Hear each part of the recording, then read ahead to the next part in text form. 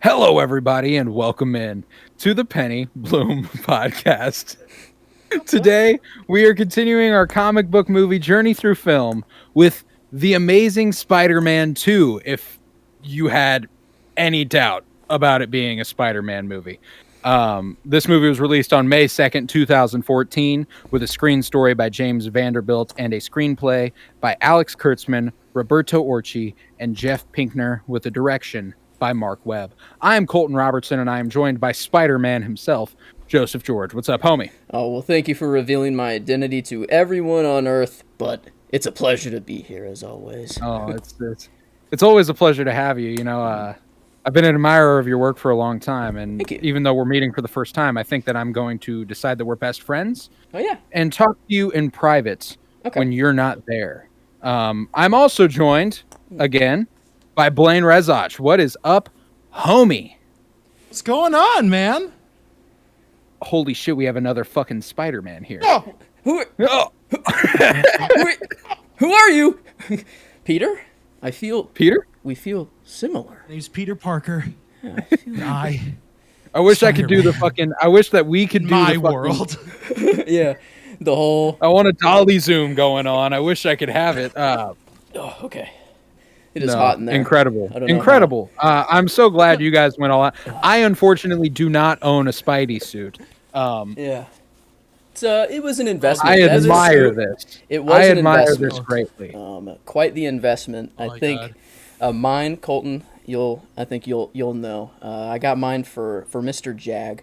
And for people who are out of the know there, it's just kind of like a high school talent show, kind of beauty pageant, but it's all guys.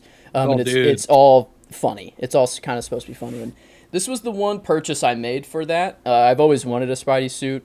And I justified spending about forgot. $120 on this suit. Didn't we do a Mr. Jag performance together? We Yes, we did. Yeah, Yes, we did. Our talent. It was you and Trenton that were Yes. our arms. Yeah, you were our arms. Me and Michael were our feet. You will not know the context of this Yeah. because, I mean, I could find the video and clip it here, but regardless. Technically is on YouTube, really sadly. Well, awesome. I don't know. I'll look back on it and laugh. Might be in poor taste. So Blaine, The Amazing Spider-Man 2. Yo, hell yeah. How are you feeling about this film, buddy?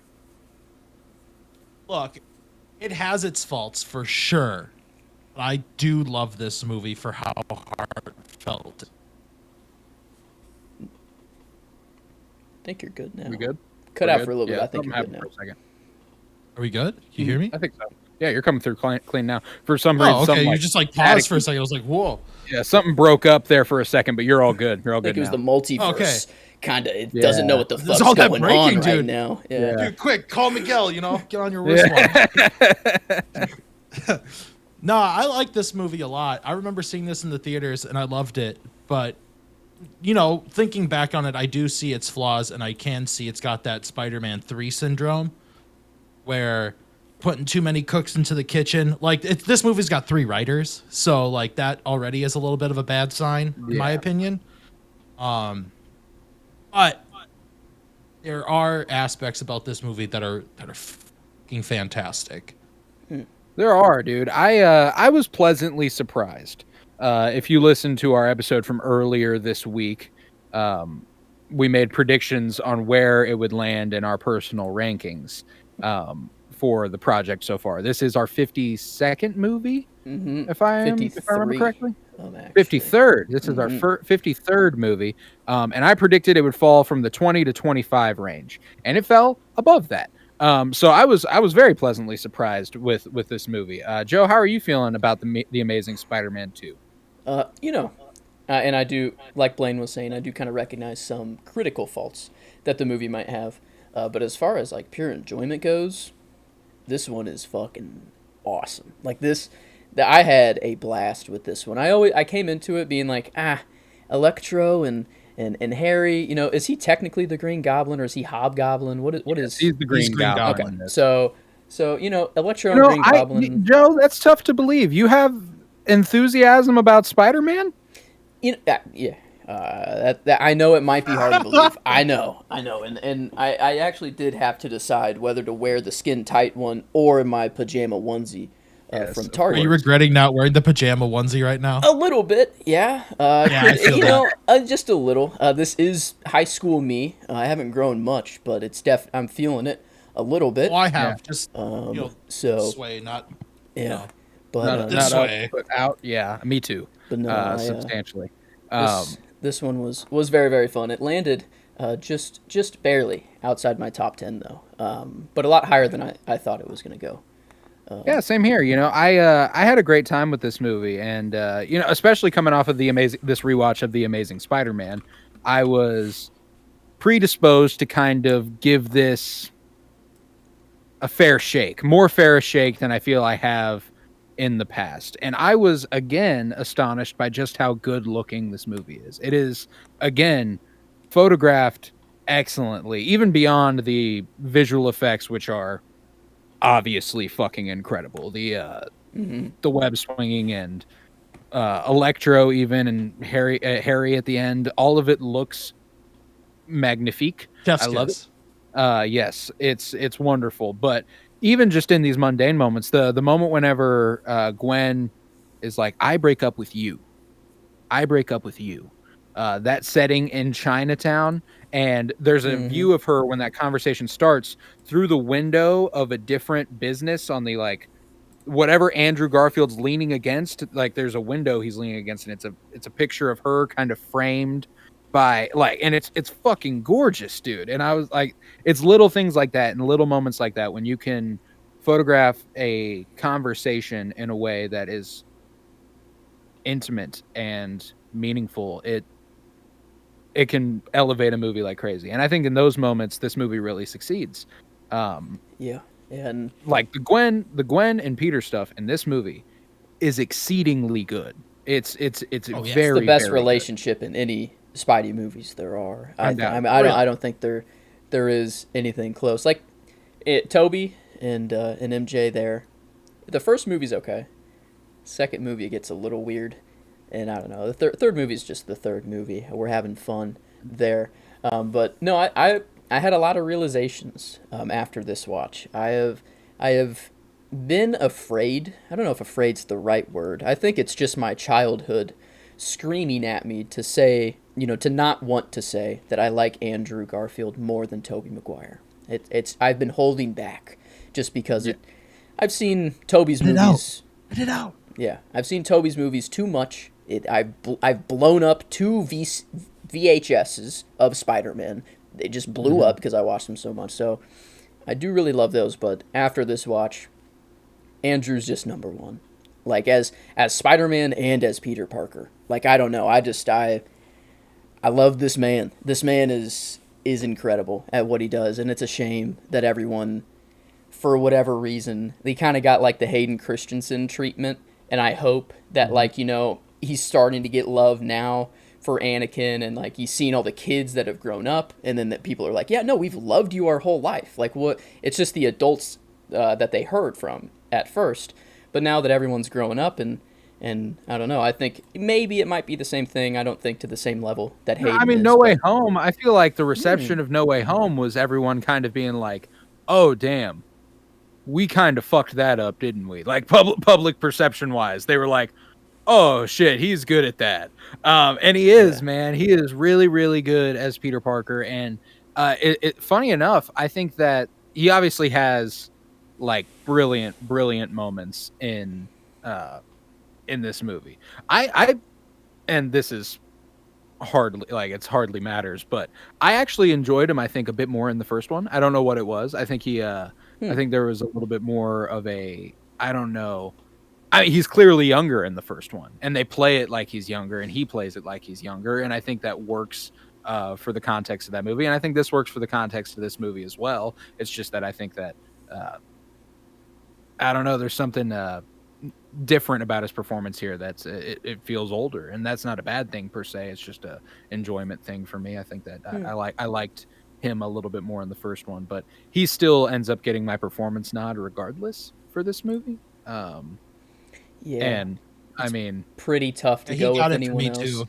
Gwen was the closest to getting the character, but then again, his the character arc Peter goes on, like I put performance. I put Andrew Garfield as Peter Parker, but for character, I put him as Spider-Man. You know, kind of to show that I thought his Peter Parker performance was very very good here. It was good. Whenever he has to get One emotional, Spider-Man or woman. yeah, We don't know. We don't know. We don't know For sure. Yeah, yeah, what was he talking to Harry? Is that what he was talking? Yeah. Like, is that when he went over the bow? Oh no, that's when he asked him about if he had a girlfriend or whatever, and That's he's when like, they're throwing rocks. Let That's me- a question. "That's Wrist, man. That's a he question. steps over the railing, and Harry's like, Yeah. what are you doing?" No, dude?" But I don't know.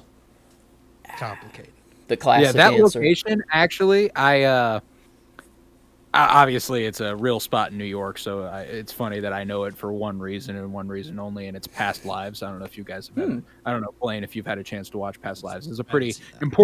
important location in the movie Past Lives, and seeing it fresh off of having viewed that I fucking love that movie, but just that like clear case with the carousel inside and the steps there on the waterfront, like it's very very beautiful location with the skyline in the background, and it can be photographed fucking brilliantly.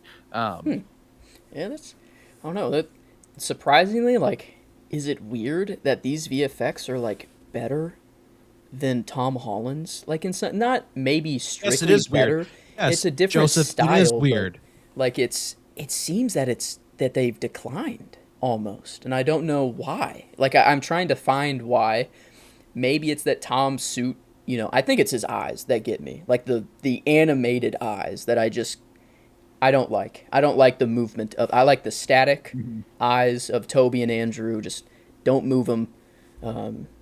And I guess how much of Tom's suit is VFX? Is it just his eyes? All or- of it. All of it. They Pretty much VFX all. over his entire suit. That's the problem. They don't let him just breathe in the suit on camera. They film it, use it as reference, and then they'll CGI over it, which is dumb. Yeah. No.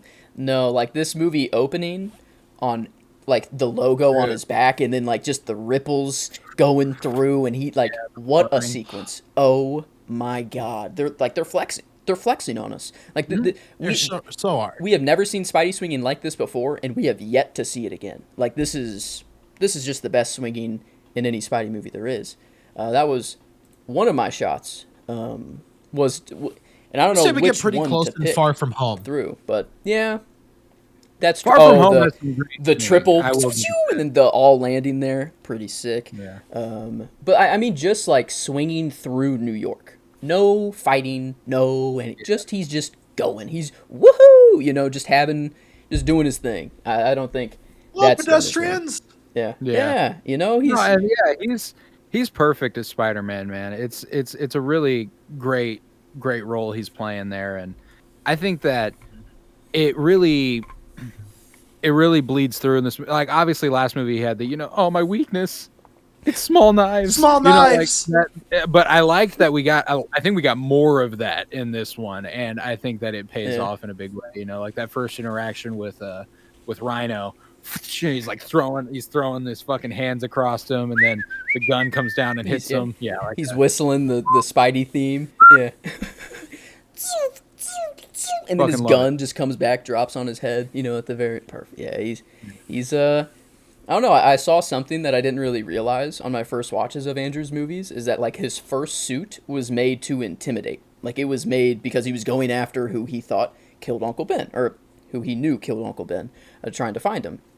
And then whenever that kid that's in the car that's like dangling from the bridge, he like sees him, he's like scared at first, but then he takes off his mask and he's like, I'm just a normal person, it's okay.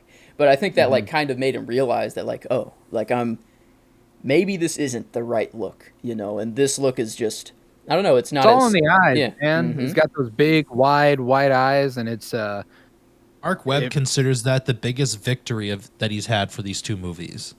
The eyes? what's Those that? white eyes, those big eyes. Oh yeah, It's the best suit, Dude, they're and I brilliant. think that's probably a big reason for it is the eyes. Like that's, it's crazy that like with Tom Holland's animated eyes, you can get a lot more emotion. You actually get facial expressions through the mask, but Andrew Garfield just has such good body language that like you can read his face through the mask every time, even with a static, static eyes and everything. And that's what kind of makes me. That's what kind of I don't love about Tom Holland's suit is that like Tom Holland is a good actor, and I don't think he gets a chance to show off the way he could because of that, and that that sucks. That really does. So I'm hoping that maybe they can change that going forward. I'm not counting on it, but that would be cool. But yeah, I love this character, man, and like you said at the top of the episode, Blaine, I think this movie has glaring flaws. I think that it's got a lot of really emotional moments, but they're so few and far in between just a bunch of stuff. I think that we're running into an issue that a lot of comic book movies run into, which is that they're trying to do too much in too little time. Like they're just overstuffing a movie and trying to push it out there. It's because Sony wanted to make their Sinister Six movie. You could obviously tell. I mean, it was they were hamming it up so hard. Yeah. What is all this stuff down here in this secret sector? The future. Okay, that's not the most obvious foreshadowing line I've ever heard in my life, but now it's one of the most. Yeah, now it's a sad foreshadow line. I like to keep it small. Yeah. 6. He doesn't say it, but you're like, okay, like it's all 6, right? Yeah, 6 of us. I don't know. It's funny to think that like that's all he has. Number. So it's like, it's not like he likes to keep it small. He's keeping it small because that's all he has. He's like, if he had more than 5 other fucking suits, he'd probably go ahead and hook up. Yeah, for sure. For sure. So it's just, and that's pedantics. It's nothing serious. But I think that on the villain side of this movie, it had a lot of potential to do really, really good with one or the other in terms of Electro or Harry Osborn. And frankly, a lot of this stuff in this movie, I think this movie could be greatly improved if it wasn't the last movie. Yeah. Because they're supposed to come back. So much left unfulfilled that you're just kind of like, and regardless, that's a good sign that this movie doesn't stand alone brilliantly. It stands stands alone fine. It's not terrible. I think that thematically, the way that Peter is struggling with his visions of Gwen's dad, and the way that ultimately, like that last time he sees him, right before Harry shows up, and it's like harrowing. Like the fact that I can watch this movie for I don't know how many times I've seen it and still be like, she's gonna make it out. She's gonna be okay, right? Maybe it's different this time. Yeah. I'm like, they'll go to England and they'll be in Oxford, and there's crime in England. I forgot. This is I've certainly caught Jack the Ripper yet. That's true. Yeah. He did make a good point. He's out at large. I've definitely seen the first one a lot more than I've seen this one. So there were a few things about this movie that I'd kind of forgotten. For example, I'd completely forgotten that he was like, there's crime in England. Like, I'll go to England. I don't give a fuck. Like that's where I'm at. I'm there. Now obviously they have no intention. This movie gets referenced a lot in No Way Home, though. Like, if it weren't for that line, we wouldn't get that. There's crime in Boston, right? Yeah, that's true. Yeah, I guess Tom did go to England, right? And Far From Home, weren't they in? Yeah, where were they? Europe. Yeah, I guess Europe. Just all kind of around. But yeah, I don't know. It was really cool, kind of watching and seeing all the setups that they were going for. Like at first, like I guess I just forgot the little secret projects room that opens up and shows all the suits. Because whenever it shows Doc Ock's like the arms, like just very briefly, like it's very fast. And like at first before the big reveal, and I'm like, I did the good old Leo, like, oh, what's that? And I'm like, wait a minute, what? I'm like, hold up, and then the big reveal, and I'm like, oh shit, yeah, they were. I mean, it's Vulture wing, the rhino suit, and I love that. I love that Paul Giamatti is just popping up for the first and last scene in the movie and calling it good. He's a killer, That dude, he just wants some plutonium. Yeah, he wants his paycheck, I guess. But I love how he's just sitting on the truck, just knocking on the window, like, hey, hey, like that. Yeah, that's a would you great so little kindly Spidey pull moment. over? And then he Excuse sits me, on Mr. top, Criminal. looks down Yeah. below his legs, or whatever. It's like, no, he's Roll it down. Yeah. Roll it down. he's the most video game like Spider-Man there is. And I mean that as a compliment. Like when you play the video games, like you do what you want to do, and then he has all these quips while he's swinging through and like doing all these things. There's so many video game levels that I saw from this movie. Like I'd be like, Oh, yeah. this would be fucking When incredible. they show the Ravencroft Institute, I was like, I remember playing that in Spider-Man 2018. It's in the exact same location. It's in the exact same spot. It's the exact same setup. And I'm like, oh shit! Like, and there's just multiple moments in this movie where it's like the twists in the air he does, or what you can do if you hold triangle and O, Little and acrobatics. yeah, exactly. So it's, clean with it. Yeah, he's Ooh, Electro makes a cameo in that 2018 game. Yes, he does, and they They're pay breaking out homage of the to it prison. with the fucking like the power plant thing. Like it's Yeah. I mean, I don't know. I think, yes, there are critical problems with this, but like as a kid, you watch this movie. no, yeah. When I was 14, I fucking This loved was it. made to sell the product. This is like everything, dude. As a kid, like I think Electro has the cool factor, but not written as good. Green Goblin has a better written story, I think, but not the gravitas that Electro brings. Like whenever like his theme, like Electro's theme, and like the music that starts going when it's like like all the electric noises, like that's fucking the like stuff. the legitimate rock song. It's like they hate me, I hate them, I want to fucking break them. Like Honestly, it is kind of cheesy, but I kind of liked it this time. No, I dug it. I dug it. I like that. I I like really, really enjoyed Electro. Yeah. I enjoyed Electro. I think Jamie Foxx, with what he was given, he did the absolute best he could. I mean, it was literally Spider-Man saved you on the street. You're obsessed with him. Oh, he forgot your name, and you're a little bit stronger. I'm the like you told me last night that after he becomes Electro, he's great. I think he's good up until he becomes Electro. Really? Yeah. I guess there's more to his story before, but like I think what I'm saying like better is just like as a villain, like as a Spider-Man villain, he just has that cool factor to him. Like I like the Green Goblin. The Green Goblin's cool, I thought like his story is much better. I think like the whole I need the blood. Oh, we actually have it. Whatever. Spider-Man says no. He figures out Peter's actually him, and like all that stuff. I think is really cool. But when you say Electro's cool, do you mean like the aesthetics, like his just vibe? Pretty much. Okay. Like okay. Yeah. That's understandable. Yeah. I was gonna say he's pathetic and the opposite. Oh no, totally. Yeah. No, he's literally like an incel that like he gets rejected once, and then he's gonna start World War III. Do you remember my name? Yeah. Yeah. Yeah. So I mean, that's all you got to do is remember his name, and none of this would have really happened. He probably would have. Well, the cops would have probably still shot him, and then he would have. Oh, what's your name, Max? Is it Max? Yeah. I love Don't that. tell I me. love that Don't part. tell me. Max. Yeah, he covers his ears, and then he actually believes it for a second. There, he's like, he does. Yeah, he does. no, it is. You did remember. Well, he my wants name. he wants to delude himself. Obviously, He Yeah. wants to believe that Spider-Man's his friend. Terribly, and it is a funny little hole in No Way Home that I always kind of forget is that he has no idea that he's Peter Parker. Yeah. Isn't that just a fucking kick in the nads? Why is he there? Yeah. He has no idea he's Peter Parker. He even reveals himself at the end of the movie, and he goes, "I always thought you were black." Like I was just kind of hoping he'd be black. Wait, I Oh, thought that was man, the I'm whole sorry. point of why they got pulled through the portal.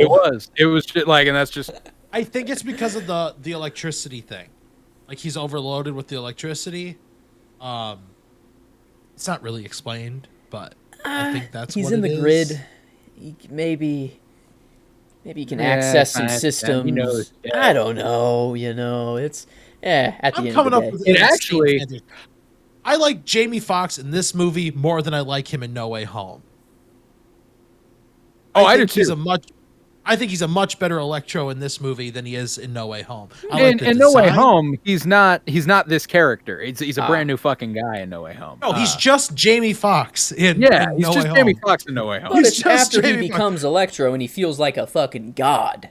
Can you imagine being able to go up to your computer and just go? Well, and not only that, they even just went like in No Way Home. They went away with his entire thing. He just like all of a sudden looks like Jamie Foxx, and he's like, "Whoa!" They this did is give it a throwaway line. Yeah. Did give it a throwaway line by Dr. Connors though.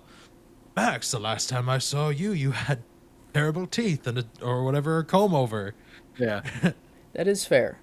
Yeah, maybe Jamie Foxx was just like, I'm not doing that again. Like, I want to be hot in this one, okay? I want to be attractive. What's funny too is that with the workings of No Way Home, with the workings of No Way Home, it would have made more sense for Harry to be in No Way Home. That's true. But they already had a Green Goblin. You're not gonna give up Willem Dafoe Green Goblin for Dane DeHaan. Like, as much as I like Dane DeHaan as the Green Goblin in this movie, like he actually does something.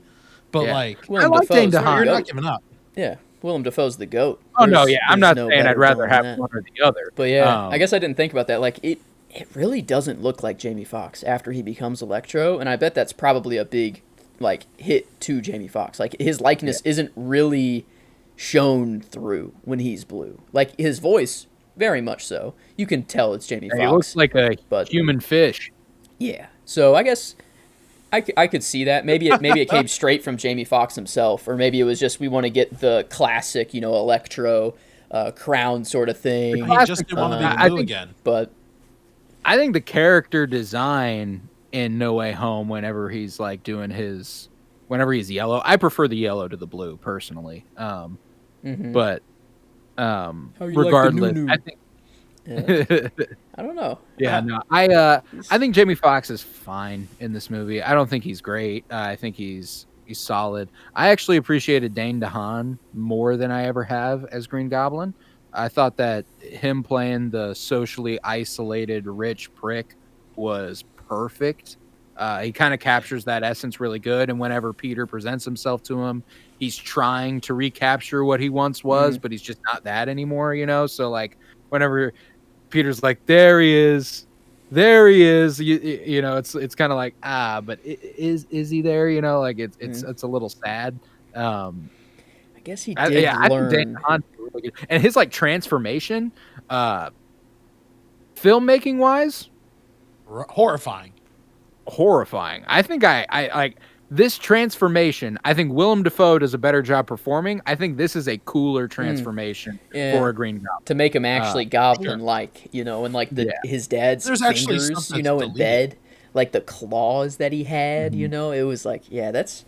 I don't know. I do kind of like that more, the authentic kind of goblin, and it makes more sense than like Willem Dafoe's like the formula, making him crazy or whatever. This is like just it's the Osborne curse, you're just kind of going to go crazy. You're going to have this other voice in your head that's going to tell you to do crazy things. But no, his suit up was actually pretty sweet. And then, I guess the suit just heals him. That was kind of an easy write-off, as like he's about to die. This venom is going to kill him. It is because his DNA is not of the Parker family. And then he just steps in the suit and it's like, healing activated. And it's like, okay. Is that like a normal thing for the goblin suit to heal them, or is it just kind of armor and or whatever? No, it's not normal. It's also not really always armor at all. It's usually just like a spandex suit. Yeah, it's usually just a suit and the glider. Oh, duh. Yeah, I'm just thinking Willem Dafoe is the Green Goblin. Like he's just kind of I don't know. Maybe he redefined it for me, but. But for the suit healing him, think about it this way. It's not getting rid of the spider blood. Like, it's not getting rid of the venom that's in the blood or whatever. Mm-hmm. It's getting rid of the Richard Parker like the Osborne DNA. Curse, basically. Like, whatever he called it. No, it's getting rid of the Richard Parker DNA. Oh. It's in the spider okay. venom or whatever it is. Because it's at the end of the movie, he goes that Man in the Hat, Gustav Fiers is his name. rest in peace. I don't remember his name, but he's passed away. He was, oh, you're looking better, and he goes, it comes and goes. Yeah. Oh, okay, that's true. I guess I did forget about that little detail. Man, I guess maybe that is kind of a thing to show that they did have a lot of eggs in the bat. You know, they had two villains that they're trying to, spin into this story, and it is Spider-Man 3-esque like that when you have Harry, Venom, Sandman, all in that movie. So I guess they were trying to kind of emulate that a little bit. And I don't know, I think it's better than Spider-Man there's 3, notorious. though. Like enjoyment wise, I enjoy this more than Spider-Man 3. I do too. I think I would agree. I think that I think this movie's been notorious for its like studio meddling.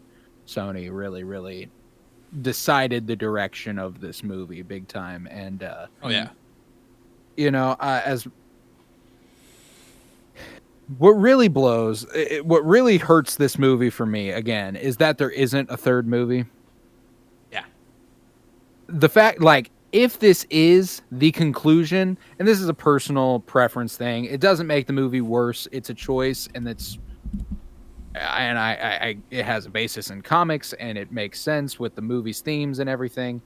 If they know this movie is going to be the last movie, I don't think Gwen dies. You know what I'm saying? They didn't know this was going to be the last movie. Exactly. No one in that boardroom knew this was going to be the last movie. They were definitely. That's what I'm saying. Like, no. I think that if they did, like, if they had decided before we are going to make this a duology, this is a completely different movie, and like that's a whole other story, But like, the Sinister Six reveal. Obviously, the sentimental romantic in me really clings to Gwen Stacy for life. I would love for her to stay alive, but that it is what it is. That's how the movie you need a funeral scene in a Spider-Man movie. You're not going to get rid of that, especially if you're going to try and introduce Green Goblin into it. Have it be Harry Osborn. I don't know. I don't think. I don't know. I don't think you write your way out of unfortunately getting rid of Gwen. It's a big character moment for him in the comic books. Apparently, it's a canon event now. If you want to go deep into the lore now of Into the Spider-Verse, Across the Spider-Verse, it's canon events. And I'm not saying that this movie would be better for it. I think that they make the right choice and it makes sense within the context of the movie. It's just I went with Gwen as my character of the movie. Joe, you were talking earlier about how it was obvious that Peter is, but I disagree. I also disagree with both of you. Ooh, who do you go with? I have May Parker. Good choice. I have Aunt May as the character. A real one. I like that. Only because, look, Sally Field has notoriously said that she hated doing these two movies. Yeah.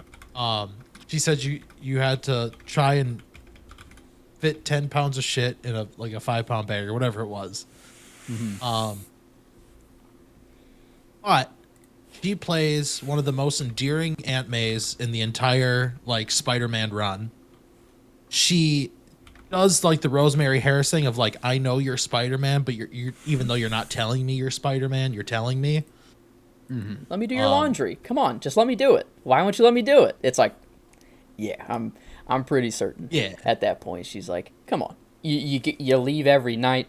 You're sad at all the Spider-Man news that comes on the TV. It's like, when will Spider-Man come back? I'm gonna go eat my cereal upstairs now. And it's weird how Gwen died when Spider-Man was around. You're not mad at Spider-Man for Gwen's death.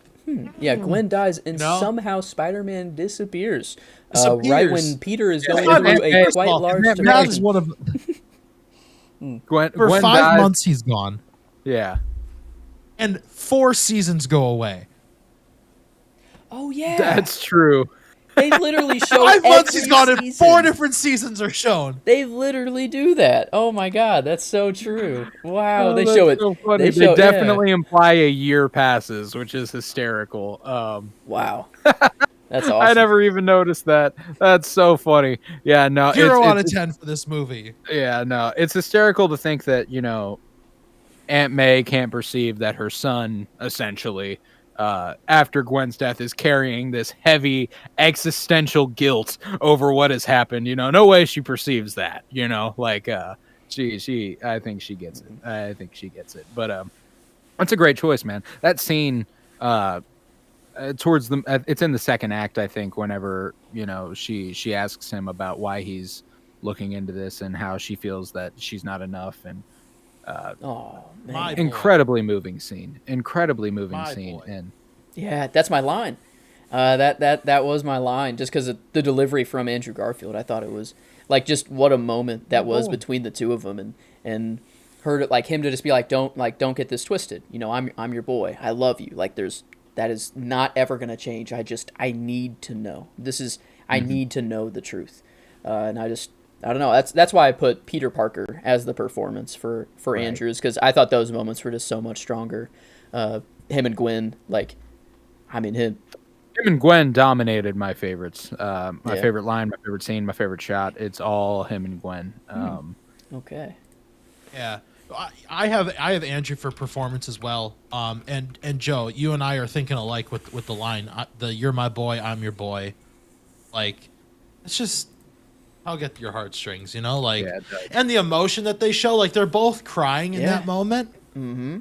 Yeah, it just shows like how good of actors they are. This movie is the most Mark Webb movie between the two Spider-Mans. Like, this movie has the most Mark Webb isms for direction. Absolutely, they got a Phillips needle drop, bro.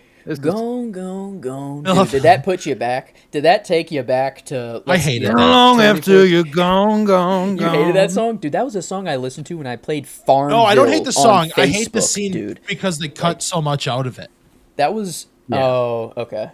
I see what you're saying. There's a needle drop music I loved, but also hated a little bit at the same time. They kind of blue-balled me. Was giving me some Steve Aoki, Kid Cudi, Pursuit of Happiness remix, and then it's only in there for 5 seconds. I'm like, yo. I'm like, come on. Yeah.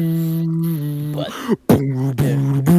yeah, they give you that, and then they're like, that's it. And it's just it's him electrifying his webs just over and over and blowing up, and it's like, okay, I mean, I guess Steve Aoki was more in the movie than Kid Cudi, so that's where I'm kind of a little angry, but that's okay.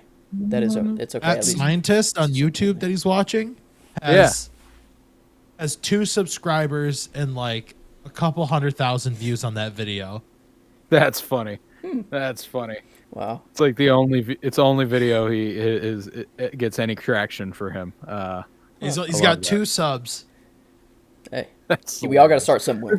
There's a lot of really great little details in this movie. I love that they can't afford the name brand T-shirt, so he draws the Thrasher shirt. Wears it to He's like, all right, screw this gown. That's a real shirt. Yeah. What do you mean real shirt? That's like an actual shirt? Thrasher shirt? Yeah, I think so.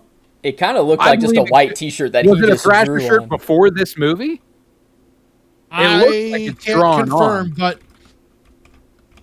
Garfield and his stunt double, I can't remember his last name, but his first name is William.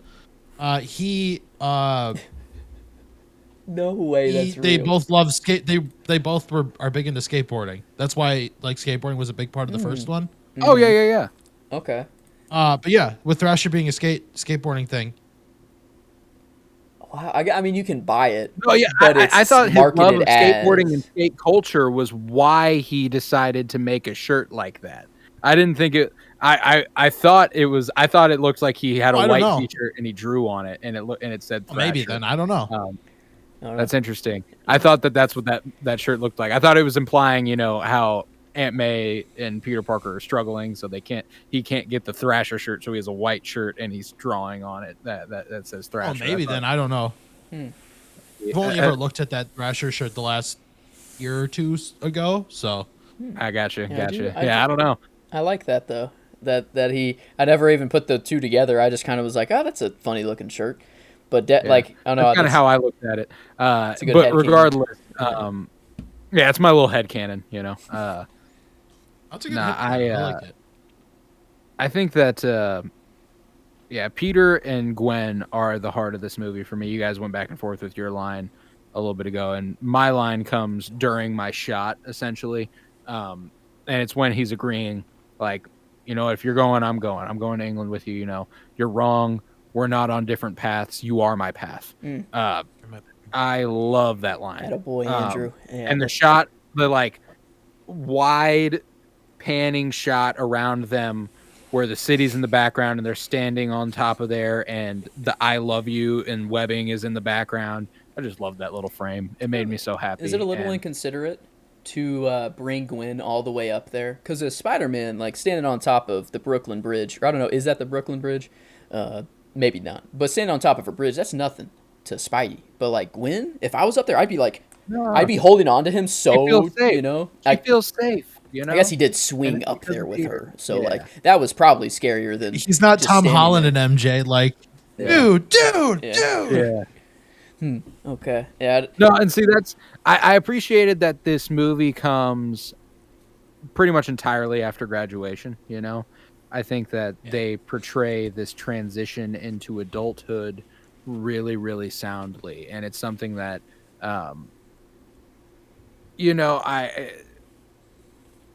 they seem really, really mature compared to No Way Home, MJ, and Peter. They seem much, much older, much more wizened.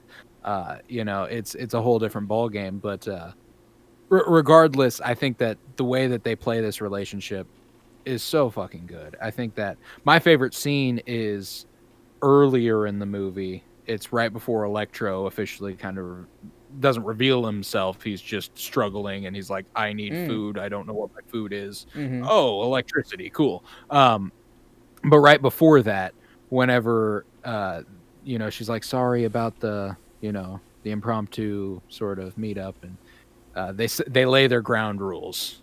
When they're laying their ground rules. I thought that's one of my favorite scenes in this movie. That laugh. It's gotta go. I love it. Yeah, that laugh. Gotta go. Was that improvised, do you think? It kind of seemed that them two were just kind of let go. It's very authentic. Like, their chemistry is obviously there. And it's just... if you've ever been in an on-again, off-again relationship, this scene fucking just hits you like a ton of bricks. This is spot fucking on. Like, it is so on the money for what the chemistry between an on again, off again relationship is, and that like just him being like, that laugh's got to go, and then she like does it a goofier laugh, and he's like, see, that's still cute as hell. I can't get away from it. Like, it's so cute, man. I'm a sucker for it. No more of this. No more of this. No more of this. Yeah. I can't help it. It's allergy season. Yeah. Whenever they're hiding in the maintenance closet, and he's like, really? You picked the most obvious hiding spot of all time? Come on, Gwen. She's like, sorry, I didn't pick the Bahamas of all hiding spots, Peter. And then he just makes out with her. Dude, whenever he comes out and he oh, sorry. Oh, I'm a klutz today. All thumbs today. Dude, okay. So you guys know that I do like plays and stuff. Yeah. My very first play back into acting was in 2018, 2019, somewhere in there. And we did the show, The 39 Steps. And if you know anything about it, it's an Alfred Hitchcock movie. But this play is like high farce comedy of like Alfred Hitchcock movies. So it like makes very sly references. So you're like, oh, where are we going? North by Northwest, It's just lines like that. Well, I played a character who plays like 11 different characters throughout the show. Yeah. And I had a scene in a train car on stage, and we literally have to like pick up my co-actor who is like my cohort in this, and we have to like move him around and like joke around. I literally reference this scene during that show. I'm like, I'm all thumbs today, I'm just like whipping my co-actor around on stage. And I'm just like, oh, sorry. Like, I referenced that. I was like, I guess I'm all thumbs today. it's a great moment, and it's an authentic little character piece, and it would be like I love that. That's a great little tidbit. That's outstanding. I realized me and my brother had like a lot. We had Spider-Man debates last night. He came in my room a little bit while I was watching this, and we were just kind of going crazy. And it made me realize though that like a lot of just what I did as a kid was because of Spider-Man. Like I just started. I like to draw because Tobey Maguire drew his Spidey suit on some note. Like I would literally do that. Like I would draw stuff and be like, this isn't it, and I would crumple it up and throw it, acting like I'm making a Spidey suit, or like I'd be in my room acting like I'm shooting webs and getting it everywhere, and then be like, oh, you can't come in, like as a kid, I just do all that shit. No, I remember as a kid, I'd climb up walls and I'd swing around the city, Obviously, just because Spider-Man did it, yeah. you In the door frame, you put like your arms and legs and like you're fully like up on the door frame. I love doing that and acting like I was Spidey. That was a good one. Yo, I think I can speak for you. Maybe correct me when I'm wrong. Okay. Your glasses. Where do you think they came from? Where do you think this they style came from? comes These from? are very. Yeah. This is very like the Tobey Maguire, Andrew Garfield ones that they wear. I get like called the Harry ones that Potter we're wearing. more with these ones whenever I usually yours wear aren't them. really round, But that's They're what I not say. super That's round. what I They say come to to the people. point. Yeah, they're a little. But your look, like your hair and your glasses, they do have like that 60s like Steve Ditko. Yeah. Spider-Man That's the vibe look. big time. Yeah, no, for sure. there's a live Steve action Ditko. Spider-Man in the 60s. Steve Ditko's the original. No, original it's not a live action, but like the comic book. I see. I Yeah. gotcha. And like, Yeah, obviously, it is impossible to type in this suit. Let me just say it's that. so hard. Yeah, Spider-Man, if he ever has to hack into a mainframe, goddamn, I don't know how he does it. And maybe his suit's a little bit better. And then he'd pick up his fingers and all the Yeah. keys are stuck, Yeah, and it only happens a little bit late. Like when he's first typing, it doesn't happen, but then eventually it does. So it's like I don't know how that works, but his room design is different in this one. He doesn't have the poster for Alfred Hitchcock's I Rear noticed Window. that. I was looking for it. I don't know. I don't know why. I liked his room, and whenever like he put all the, his dad's research stuff up on the wall, I was like looking around his room, and I'm like, man, something just seems different, and I didn't know that It's a it slightly was different that. room Yeah. for sure. Okay. The general out layout of the room, not quite the same. Close, but not quite. Still has the bathroom that comes out of his room though into Exactly. like the joint bathroom where he broke the sink. Still's got Yes. that. Yeah, I feel like his closet's in a different spot. I don't like, or like maybe we just didn't see his closet in like the first. yeah, I I'm like, don't I know. feel like- That's about the. But- That's still the right spot because It his is? skateboard's right next to it. Oh, okay. That's Okay, right. maybe That's it is. right. But yeah, no, man. Yeah, I thought the movie overall was much more fun and enjoyable than I remembered. I thought that, like I said, I was a fucking mess last night when I finished this movie. I sent it to Joe. I sent a picture to Joe fresh off of Emma Stone's death, and I had tears in my eyes, and I was like, oh, I don't know why I expect different when I watch this movie every time, It's tough, man. Like This movie still somehow is I'm like only- clinging to hope heading into that final battle. I'm like, maybe something's different. Maybe something's not. Maybe I'm watching an alternate take, You Yeah.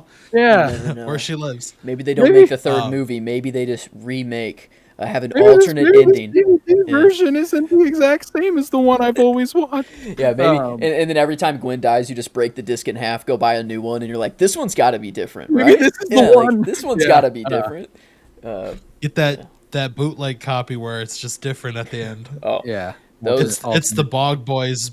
you got to be careful with Bog Spider-Man bootlegs. Sometimes they're a little more adult than you might. I don't know. I tried. I remember I was porn. like looking into just Oh, God. other Spider-Mans that were not the ones I knew, and then it was just a plethora of porn. I mean, it was unbelievable the amount of Spidey porn there is out there.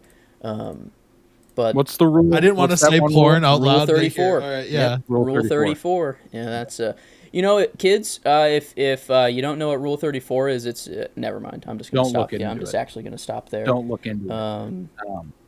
But It's Yeah. too late. Like Basically we've means already there's porn fucked for up. everything. It's basically just a Fuck safe up. for work version of saying typing porn. If you want Yeah. just blank Rule 34, you're welcome. Whatever you're into. But You're welcome. uh, No. yeah, Jesus. I will say, you Colton talking about Gwen's death. That is my favorite shot. One of my favorite shots in the movie, when you see it through his lens. Dude, oh, yeah. yes, okay, that is nice. I I like. will throw it in the Discord right now if my fingers let me. I Yeah, can't I really know. do much Oh, with I the. feel you. I feel your pain, man. This is not I'm easy. getting there. I'm getting somewhere. Hold on. Like we're getting. Like, come on now. I've got thumbs, boys. I'm all thumbs I don't today. mean to, I don't mean to brag. Yeah, you're lucky right now. You have dexterity. I'm tight. Like it's Look. To be fair, Joseph, we chose this route. yeah, we did. We chose destruction. Mm-hmm. This is the same suit I wore. I'm sure you guys have seen the pictures.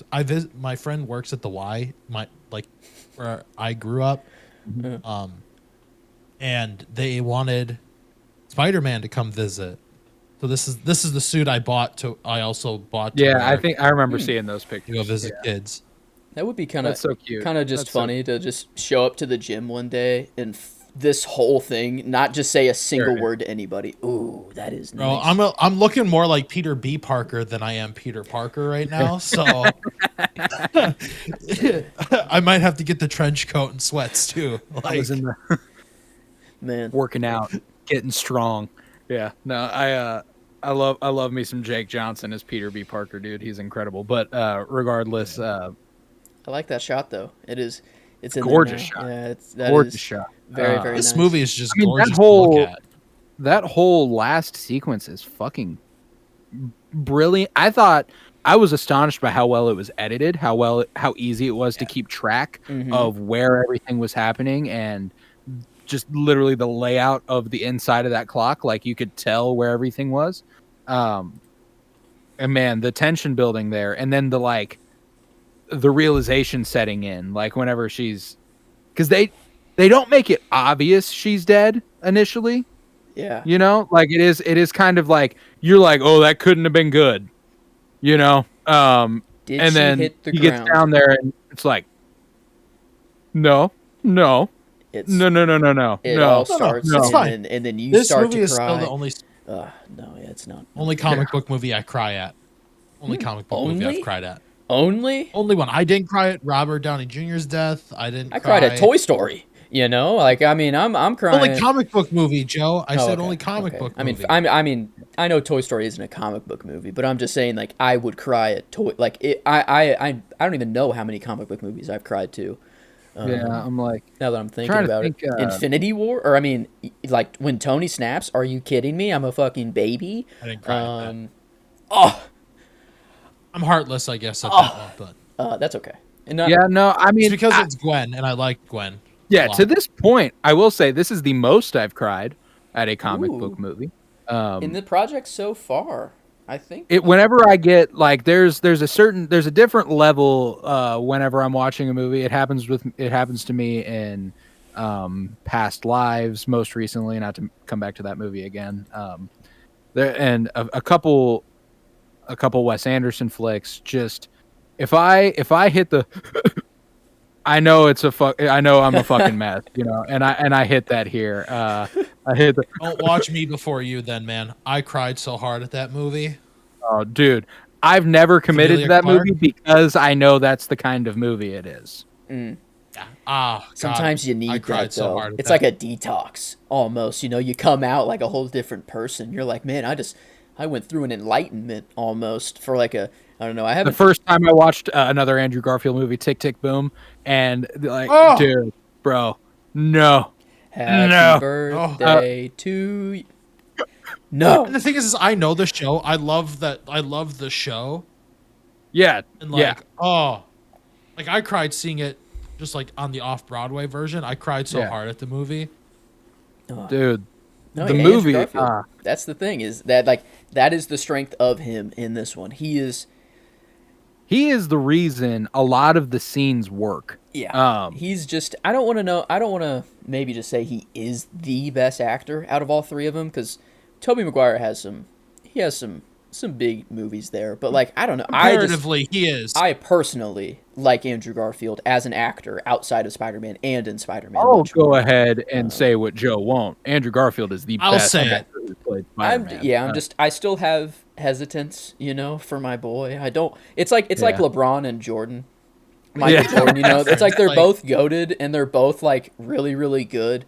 But LeBron, okay, now I'm gonna get into a completely different debate here, but like but the new guy, you don't want the new guy to be better than the old one. That you can't quite put your finger on. Mm-hmm. That's just better, Yeah. His my brother. Except I can put my finger on it. It's that he's better. Yeah, it is just that he's better. Like my brother kind of pointed out very clearly. Like look at Tobey Maguire cry whenever Uncle Ben dies, and then look at whenever Gwen dies, and or even Andrew and Uncle Ben as well. I think there's the difference between these performances in terms of, we went over this a little last night. A lot of what happens with Tom Holland is too muted. A lot of what happens with Tobey Maguire is over the top. And I think that what happens with Andrew Garfield often finds a happy medium. Yeah. And I think that's and that doesn't mean that either of the other ones, like I described Tom Holland's as too muted, and I think that would be the biggest criticism. I don't think that going over the top is necessarily a bad thing like Tobey Maguire does in Spider-Man. It's a Sam Raimi movie. I talked about this on the Amazing Spider-Man pod.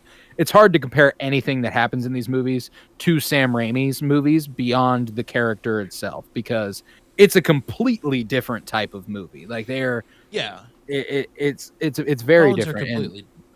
And like I commented on the first one about how it plays like a coming of age film, and this one continues that in a sort of way, but a different coming of age. Yeah. I don't know this.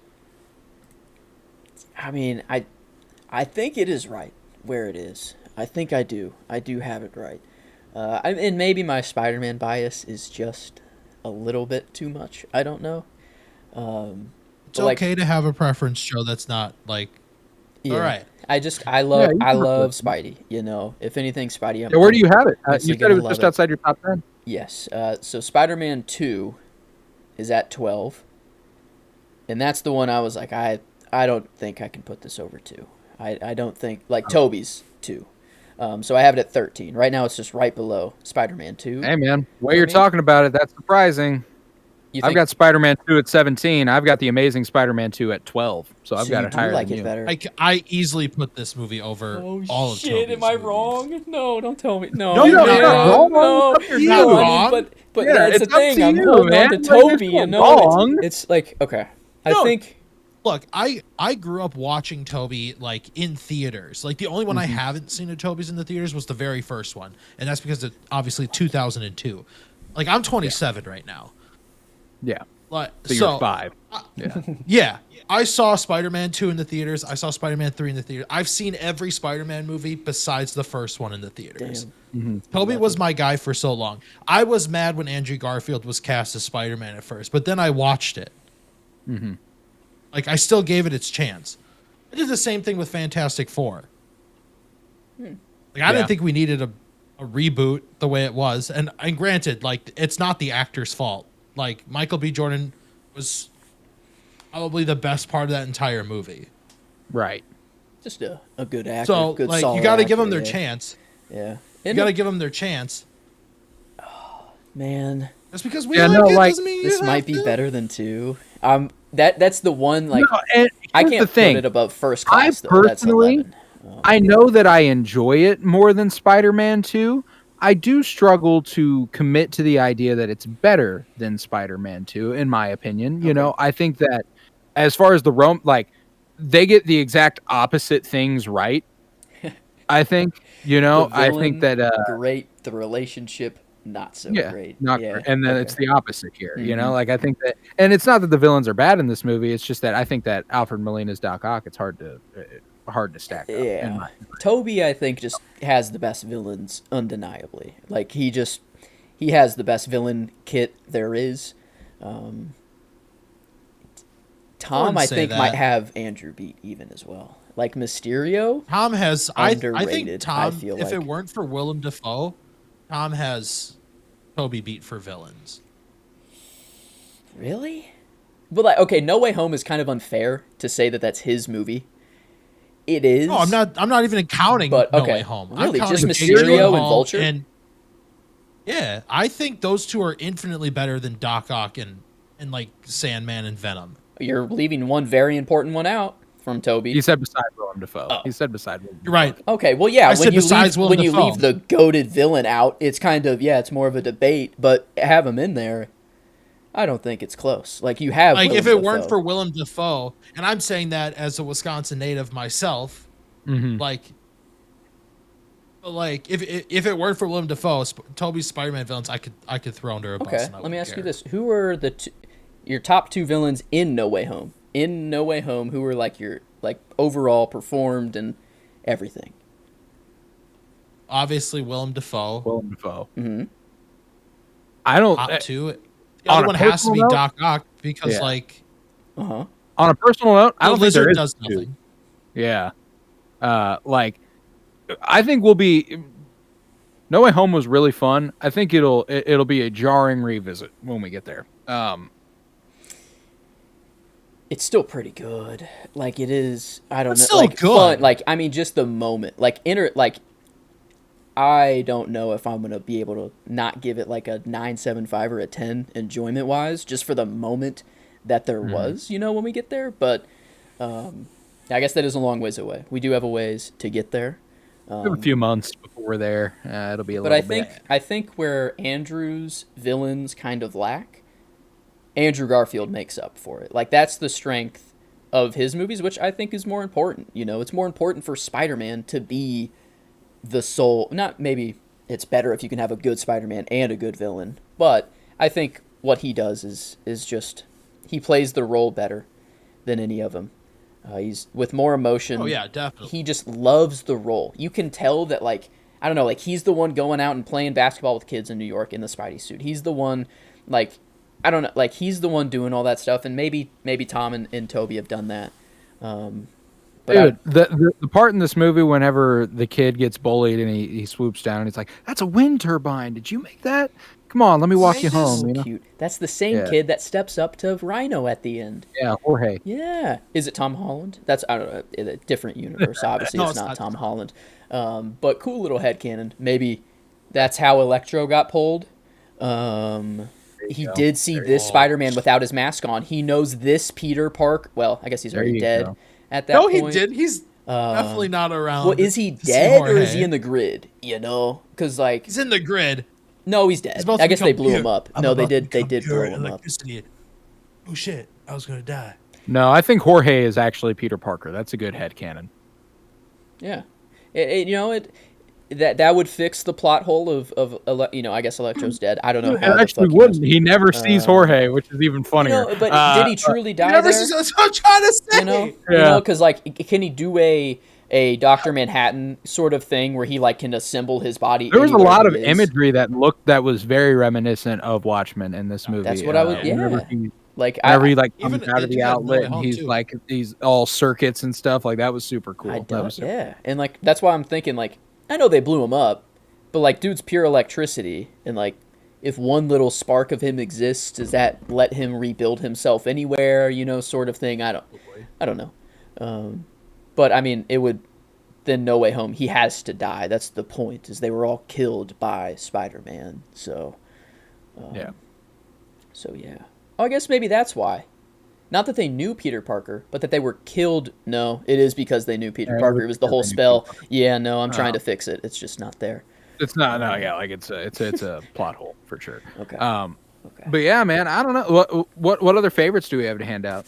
Let's see. You've given your scene. I just need to give my favorite scene. Yes, your scene. Did you say performance? I guess I just didn't type it in. Was it Andrew Oh, Garfield? I agreed with you. I said Andrew Garfield Okay, was that's what I the thought. performance. Okay. And then yeah, it's just your scene and my scene, I believe. Me and you, Blaine, I think. Okay. You want to go first? Nah, guests first. Yeah, you go first. Oh, okay. Okay, so I have it down to 2. It would be the scene in Times Square when he's like saving all the people from Electro the first time. With the cop car, and he's just like, man, it's a good thing you don't ride a horse, you know. Yep. Not one of them cops who rides a horse. Well, if you want to spread the love, that's whip mine. of like grabbing it and just whipping it out. That was pretty sick, dude. That's a shot. CGI is really good. A shot that was. Dude. I mean, I know it's cut. You know, the camera's flowing through, and there's definitely cuts in there somewhere. But it is made to look like a oneer. You know, it's entirely VFX sequence, but it's still a shot. Yeah, I mean that was one of my options that's for such shot. a good shot. But that was my scene as well. So if you want to double up, we can. I have another one. If you want to go through, another one. We can. So I'll take the final. I would like to take the final battle with Electro when they're at the power plant. Just that the whole he's shooting webs, crawling up the webs to gain speed, everything like that. The slow motion VFX, it's just music. So good. He's dodging, dude. He's dodging that stuff. Mm-hmm. I hate this song. You know, as he's like. Yeah, we got Hans Zimmer and the Magnificent Seven. I think it's the 6 because it's Pharrell and. Is the Magnificent Seven not a movie? That sounds Magnificent Seven is a movie. Yeah, it's a fucking movie. Okay, cool. I was like, is that a movie? I'm pretty sure it's a movie. And that's I threw 2 shots into the Discord right away. By the way, let's check them out. Referencing the 2 bits that we were just talking about.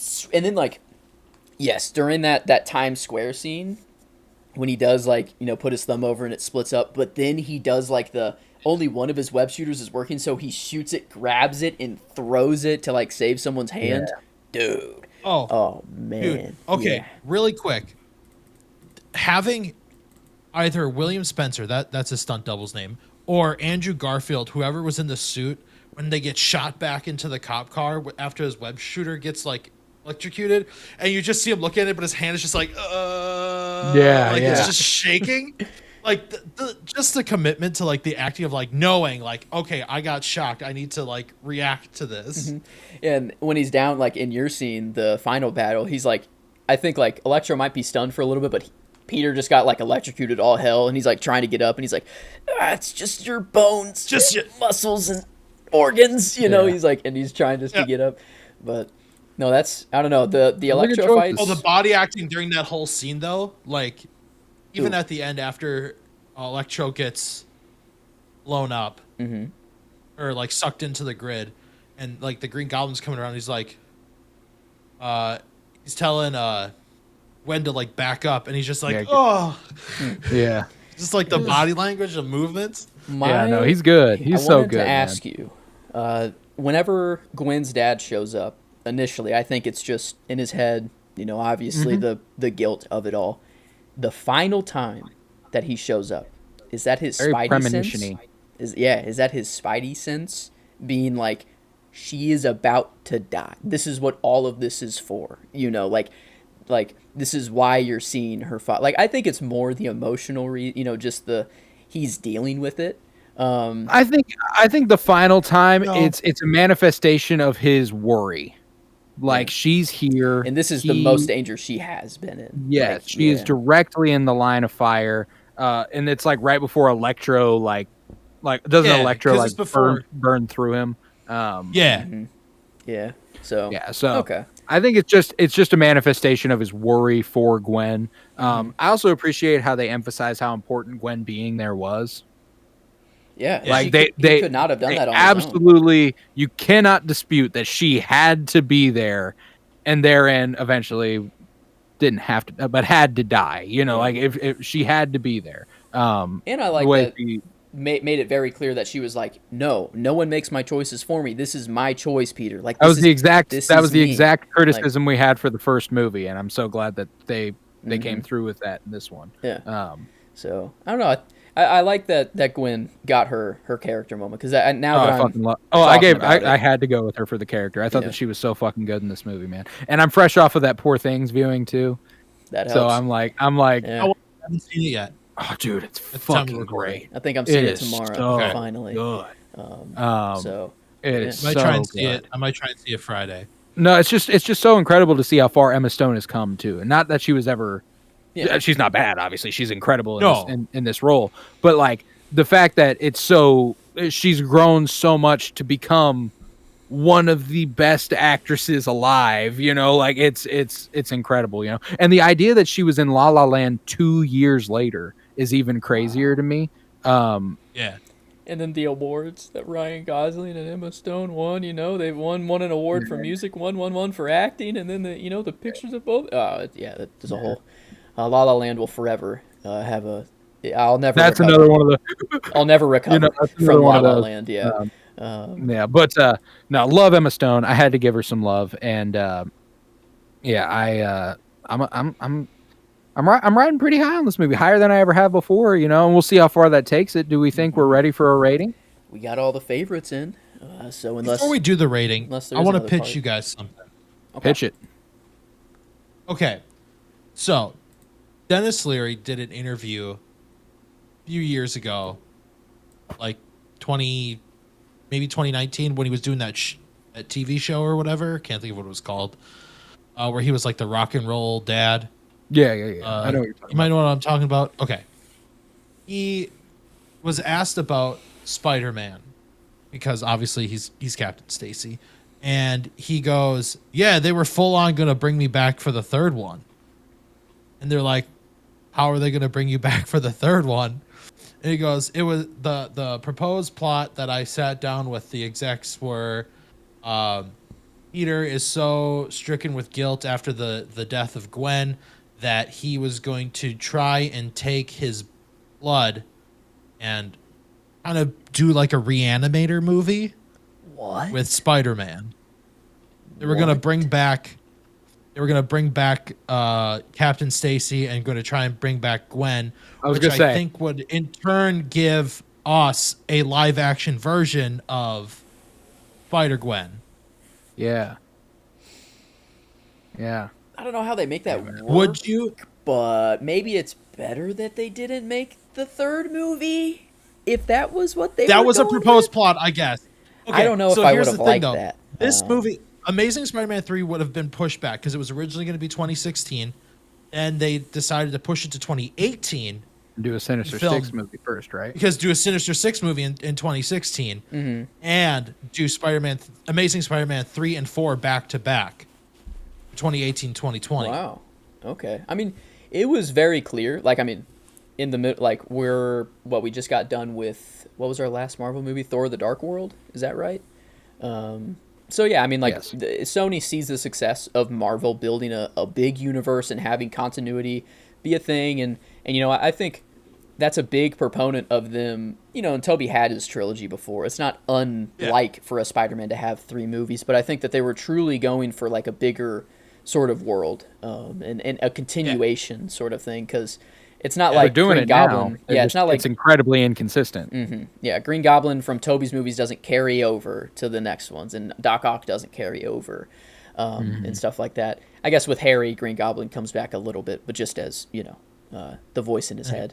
But yeah, I think it was pretty clear that they were trying to hop on the Coward. new Marvel train, MCU train. Yeah. And, Okay, and- so you guys are officially a no-go on that, and I know you guys don't really go into like the behind-the-scenes stuff. So this is why I mean I like that kind of stuff. Oh, So yeah, that's why I'm trying to pitch stuff. What do you think about? Because before the Avengers came out, Sony and Marvel almost came to a Spider-Man deal. Really? It would have been the Oscorp Tower from the Amazing Spider-Man series would have been in the skyline of the Avengers movie. But the render wasn't done, and they were like hemming and hawing on a deal, and it just never happened. But Kevin Feige still had plans to bring Andrew Garfield in to be Spider-Man at some point. Wow. To the exact point of Captain America almost made a cameo in this movie. Oh, Captain no shit. America? Coming off of Winter Soldier. Really? Is that That was Is that the a correct rumor mill release? that was going around. Yeah, we're gonna need to push this one back. Forgot about that. ruh-roh? Yeah, because right now I have. I think Winter Soldier came out before that. I have Winter Soldier. Winter Soldier's. I think Winter Soldier's 20. 14. Huh. Let's see. Right now I have. I mean, on my sheet, it says. Well, I guess we have Big Hero 6 as well, but it says It's April 4th. Okay. Is it not April? It's a 4th? month. It's a month earlier. It was a month before the Amazing Spider-Man. Why do I have April 4th? So. That's strange. And yeah, Big Hero 6 is November 7th. Maybe my dates are wrong on this sheet. Perhaps, but okay. Thank you very much. I think you've done this twice, actually, for us. This is the second time it's happened with Blaine. So thank you. I'm like the biggest geek when it comes to this shit. Yeah. So like, so Andrew Garfield almost was the Spider-Man for the MCU. Wow. And I would've loved Kevin Feige even gave notes to Sony saying like, look, if I'm going to have to adopt this Spider-Man, can I at least put some thought in, like, because this is the only Spider-Man movie he's not a producer for. Yeah. Wow. I would have. So that he would have been pretty but he cool still gave notes. to see that Oscorp building in the background and be like, oh, like the Spider-Man's going to Like, oh, come shit. eventually. Like, yeah, that would have been pretty sick. So there was that. He was like giving notes of like Andrew's performance is kind of like all over the place, which I strongly disagree. All over the place. Yeah, he's just like too emotional. Like he's not like his emotions are all over the place. He's in the so scenes. Spider-Man. He's just no, I strongly disagree. Yeah. He said that the Rhino was too cartoony, which but like I feel like that's for the better. I do too. It'd be really, really annoying if this movie was bookended by like a really deadly serious Paul Giamatti being like, and then like you just don't get the third one to resolve it. you know? Yeah. Yeah. How is one supposed to act when they lose their uncle? That's basically their father, and their love, like their love of their life. You know, it's like, and then their girlfriend, and then are his Yeah, I emotions know. all over the place? Like, yeah, I don't. That's No, God. Maybe Kevin Feige is actually the robot at the end of She-Hulk. Like he's actually he's that the robot. Kevin. Yeah, he's Kevin. Under his hat that he always has, it's just a freaking Scrappy-Doo like thing inside of him, just operating the controls. He's got the Damon-ritis, man. Dude, yeah, that's a bad take from Kevin, if I do say so myself. But like so he was just like trying to give Sony some notes. Is like, look, if I'm going to take this version of Spider-Man, can I at least give some thought and input into this?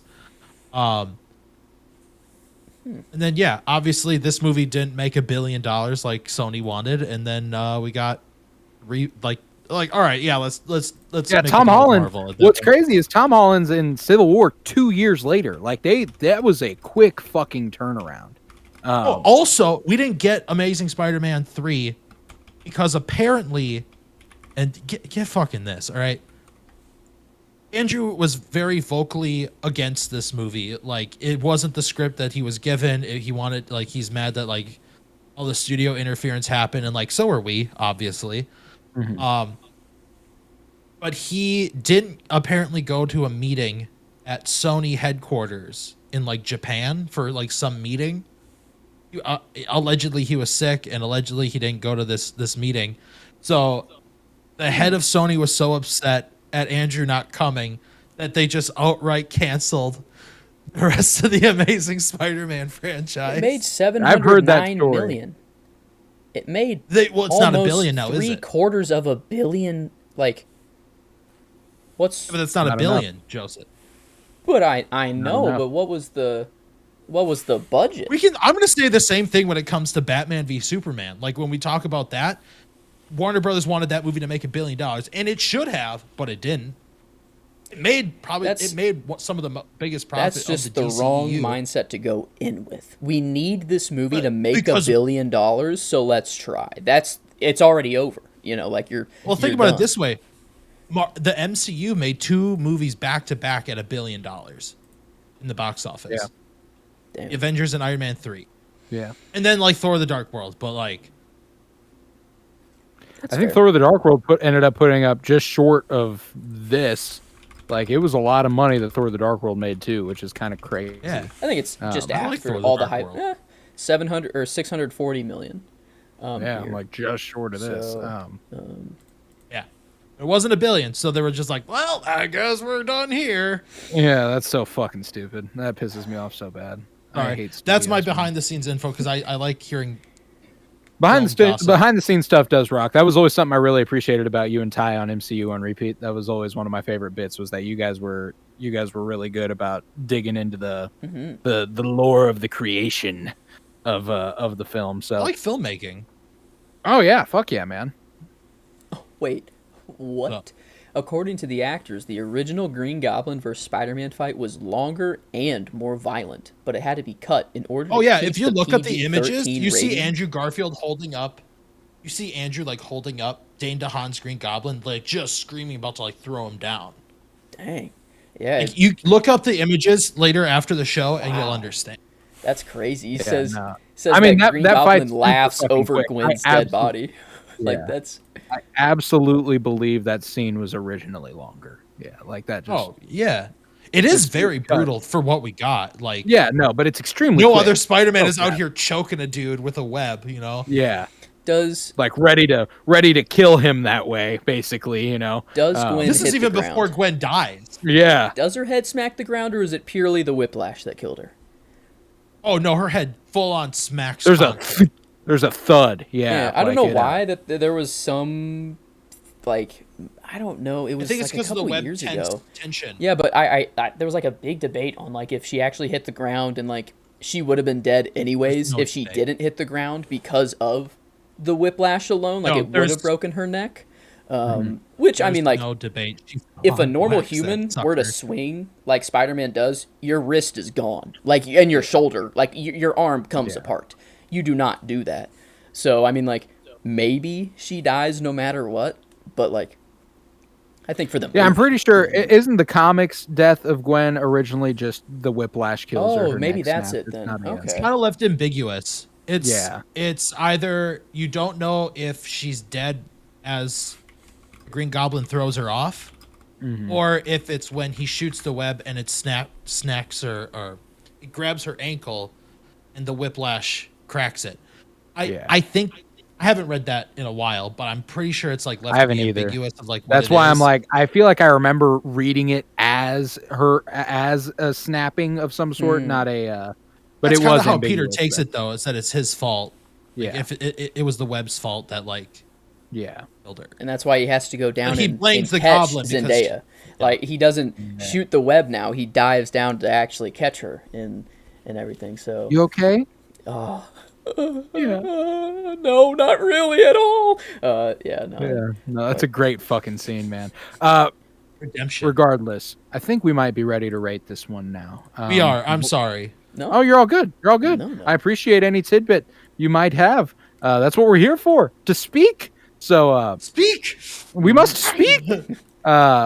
But Blaine, how are you feeling on a scale? You've been here a couple times within the last few weeks. You know our rating scale by now. How are you feeling, enjoyment and critically, on a scale of 1 to 10? Enjoyment wise, this movie is a solid 9 to a 10. No, I'm at a 9 with this movie. Okay. I love this movie. I already told you guys so many times. These two movies I can quote front to back, play a scene, I can tell you what happens. I do enjoy these movies for even with their faults. Critically, this movie is going to give a solid 7 because there's too many plots that either get dropped, or like there's plot lines that get dropped, or there's plot lines that are introduced. They're supposed to be for sequels, and then they just obviously they can't do anything with them. But like, Yeah. we never see like one singular plot kind of finish. Yeah. No, it's And, it's unfulfilling. yeah, be sure. as much as I do enjoy the villains of this movie. I think Jamie Foxx and Dane DeHaan did great in their respective roles, because like there's not much you can do with Electro. There's not much you can do with the Lizard, like the last one. But I think with Dane DeHaan's Green Goblin, like despite people shitting on the look of the costume and everything like that, he's still very compelling because he actually does something. Yeah, he's interesting in that role. He actually poses a threat and like succeeds through in on that that threat. threat. Yeah. Okay. Like,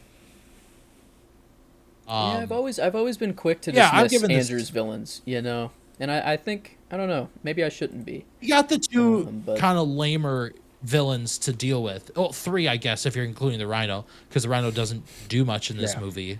He was meant to be bigger, but Yeah, I mean, you get Paul Giamatti. He's not supposed to show up for 2 scenes, you know? Yeah. I didn't think so, but yeah. He's like one of the top billed people in this movie, and he's in 2 scenes. yeah, he's on he's on every poster. Yeah. Because it's Paul fucking Giamatti. The dude's a legend. Damn. Not even Paul Giamatti, just the Rhino suit. Oh, Yeah, wait, true. What? Just on every poster. Oh my god. Okay, that's a Rhino little, suit is like on every poster. That's Yeah. a little. I don't know about that. With- but- With Blaine's rating here on our weight and everything, it would be a 77%. And he's not far off from where I'm feeling. Joe, what are you thinking enjoyment wise? How are you feeling? Around that, 9. That's Iron Man, Mask of Phantasm.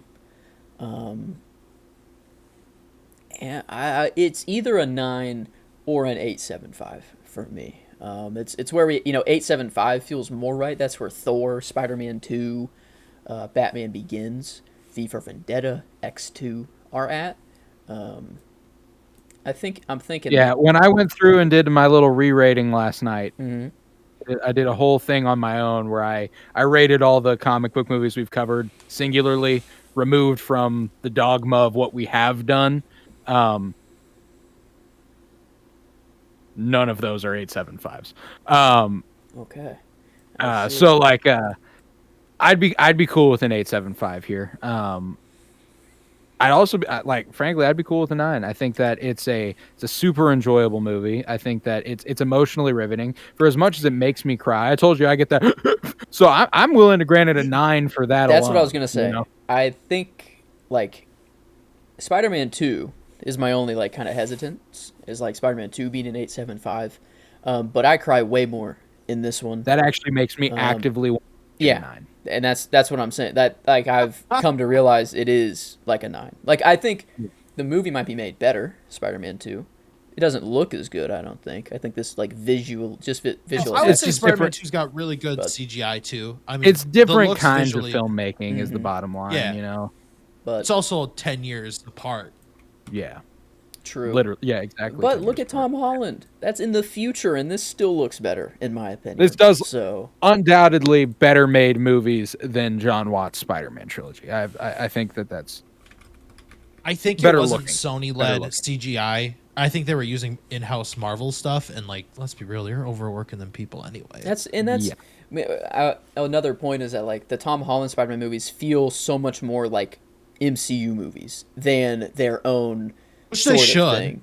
Yeah, they're in the That's part of MCU, but continuity. yeah, But no, yeah, You I don't get have what you're these saying. two. You don't have our previous two Spider-Men relying on other characters to prove that he's Spider-Man. You know. Well, yeah, the contractual obligations of Sony's deal with Spider-Man, where another character has to be in these movies for it to be an MCU movie. It's weird, but regardless, yeah. Okay, yeah. No, so I mean, I like the 9 though. I think I like the 9 there too. 7 on Blaine's end there might have been a tad kind for me. Okay, yeah. 7.25, the next step up, the Wolverine and Batman '89. I was kind of already I don't think so.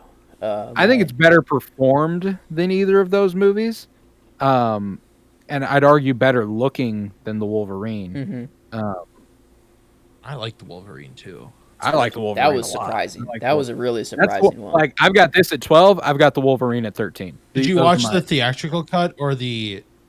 I think we watched the extended? theatrical cut. Yeah. There's not much added in the extended, to be honest, but Okay. Yeah, Didn't even I know think that existed. But I mean, Spider-Man 3 is at a 6.75. It suffers a lot of the same pitfalls as Spider-Man 3. So it is on similar footing, I think. But is I'm Spider-Man actually- 3 better though?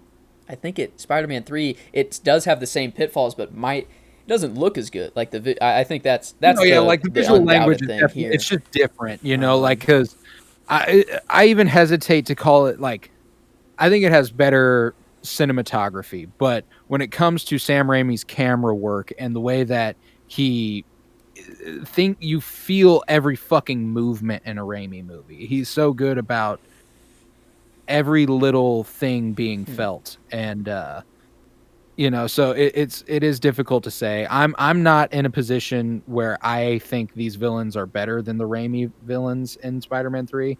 I think Venom.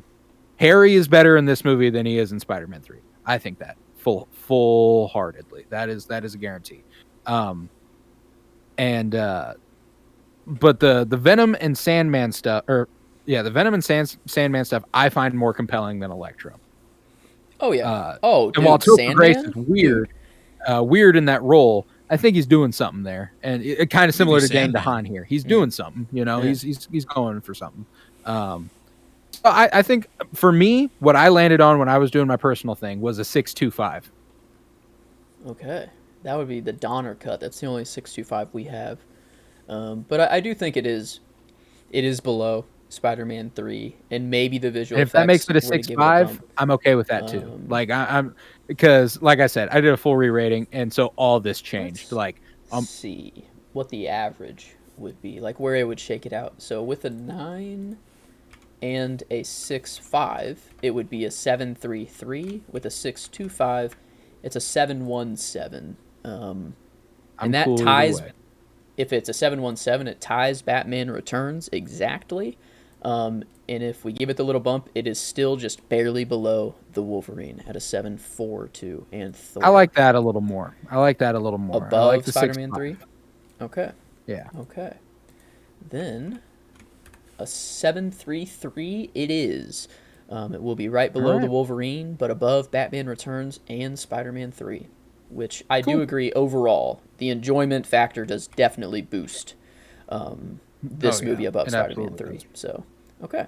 I think it certainly does. I think that it's too emotionally gripping for it to not be one of the most enjoyable superhero movies we've discussed, and enjoyable. I don't love what happens, but it makes me feel very deeply, so that's more what I get at when I say enjoyment. But yeah, with that, we will conclude yet another episode of the comic book movie journey through film here on the Penny Bloom podcast. If you would, head to patreon.com/PennyBloomPod, where you'll find over 50 hours of exclusive content, including all sorts of book reviews, comic book reviews, movie reviews, and the like. $3 a month, you can support this podcast financially, which is huge because it costs me money and I don't make any off of it unless it's over there. Head to Twitter, follow at PennyBloomPod, follow on Instagram at PennyBloomPodcast, and on TikTok at PennyBloomPodcast. We're posting daily over there. Got clips. Tons of clips. So many clips. It's a lot of fun. And Bog Boys. Bog Boys. That was the first one. That was the first TikTok. That was what we launched the page with. So that's a big one. Yeah, it's a lot of fun over there. And on YouTube, if you're not watching there right now, you have the opportunity to subscribe to us over there at the Penny Bloom Podcast. Go ahead and look it up. Find us and subscribe, watch. It's a lot of fun. I always got a little something here for the comic book movies. I got a little comic book. This one's felt. This one's actually not completely on theme, but the glare blocked out Mary Jane most of the podcast. So, yeah. This one's very relationship focused. The best relationship. Exactly. So I figured I'd get the Spidey heart one. I liked it. I like that cover art. But yeah, so go ahead and watch us there. Remember to leave a 5-star rate and review and download wherever you might be listening, and to keep coming back as we will continue our comic book movie journey through film. I'm going to go ahead and disregard the release dates. It's the same year. It's fine. Captain America the Winter Soldier will come out next week, and so will Big Hero 6. Those are going to be fun ones. Big Hero 6 kind of breaks the mold for us a little bit because it's a Pixar Marvel movie that was created within Marvel for the movie. There's no pre-existing comic, so it is a little bit of a different step, but it's a lot of fun, and I'm excited to discuss it as it'll be a first viewing for Joe, which I didn't know until recently. Yeah. So that'll be fun. Love that movie. I'm a huge Big Hero 6 fan, man. I love that. I love that fucking thing. Yeah, Monday we continue our Winter is Blooming Game of Thrones rewatch podcast, and this week brings us season 7, episode 4. Is that right? I think, yeah, it should be our first video, I think. Yes. Which Yes. First Winter is Blooming video for YouTube. Season 7, episode 4. I'm excited about that. But yeah, with that, I was Colton Robertson. I was joined by Joseph George. Thank you very much, homie. Oh, thank you for having me. It's always a pleasure to be here. Oh, and it's always a pleasure to have you. And thank you, Blaine Rezach, for joining us once more. Go ahead and plug yourself one more time if you wish. Thank you for having me. Yeah, if you want to follow me, you can follow my personal stuff. I don't post a lot, but it's at Blaine Rezach, my first and last name. Or if you're feeling spooky, you can follow me at Ghosts in Us. Look at that. Got this banner behind me. Okay. We're on TikTok. We're on YouTube. We got our own podcast, so you can find us on Spotify and Apple, where I just sit down with people and they tell me about their paranormal experience or like how they got into the paranormal. But yeah, I actually have another video coming out within the next 2 weeks or so. That should be coming out. We investigated a haunted convent, church, and school all in the same spot in negative 10-degree weather. So that was a mistake, but we did it anyway. Hey. Nope. It was very cold, but we got through y'all it. Are bold. Got through Y'all it. are bold. You got balls. I couldn't do it. I could not. I couldn't. Yeah. So but yeah, man. Thank you so much again for coming on. And thank you. It's always a great pleasure having you. And I think next time you're with us will be Batman versus Superman. So I'm very excited for that. Yeah. I just wanted an excuse to put this suit on. Hey, so. You gotta that's have the first it. time my I've worn favorite, it since my high favorite school. Spidey suit. So Yeah, this is awesome. I love it. Little web shooter, a little tight, down in the web shooter Yeah. regions, but that's all right. I'm excited Like I to get said- it off after this. But yeah, it's been a honestly, blast. Peter. You're gonna B. get Parker what off? looking right Okay. here. You're gonna get it off. But yeah, with that, remember, peace, love, and bloom. And my wish for you is to become hope. People need that. And even if we fail, what better way is there to live? And I would do it for you. For you, baby, I'm not moving on. I'll love you long after you're gone.